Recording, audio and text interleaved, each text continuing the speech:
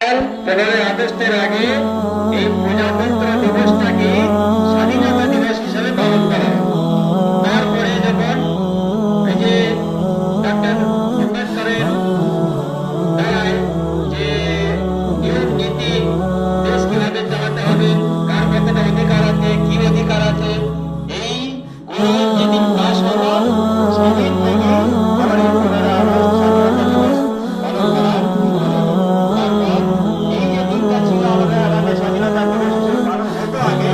সেটা আবার কি প্রজাতন্ত্র দিবস হিসাবে পালন করতে লাগলো। এইটা আজকে দিন হচ্ছে কি দিন? প্রজাতন্ত্র দিবস। প্রজাতন্ত্র দিবস 26শে জানুয়ারি প্রজাতন্ত্র দিবস। এটা কত বছর আসবে? জানুয়ারি মাসে 26 তারিখে। আর এই 26 তারিখে প্রজাতন্ত্র